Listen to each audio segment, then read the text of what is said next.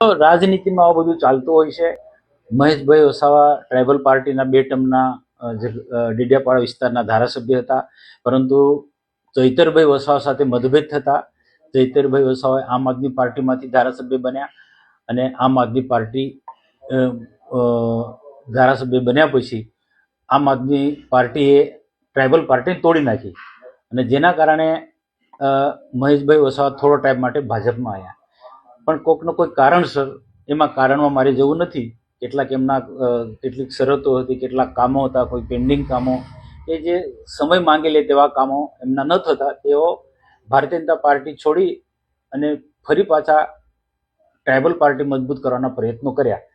પરંતુ tribal party એક પ્રાદેશિક પાર્ટી હતી અને પ્રાદેશિક પાર્ટી છોડી અને તેઓ ગુજરાતની અંદર કોંગ્રેસમાં જોડાયા છે. હું રાજકીય રીતે ટીકા ટિપ્પણીમાં હું નથી જતો, પણ એટલું ચોક્કસ માનું કે તેઓ આમ આદમી પાર્ટીમાં નથી ગયા એ સારી વાત છે. ભારતીય ટ્રાઇબલ પાર્ટી એ પણ પ્રાદેશિક પાર્ટી હતી અને આમ આદમી પાર્ટીનું પણ પ્રાદેશિક કક્ષાનું જેવું લેવલ છે.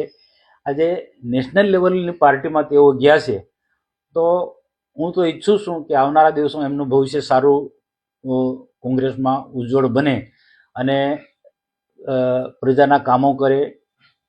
ભલે ગમે તેમ હશે, પણ આમ આદમી પાર્ટી કરતાં કોંગ્રેસ એક નેશનલ લેવલની પાર્ટી છે અને આમ આદમી પાર્ટી ગુજરાતમાં પણ એક સીમિત છે.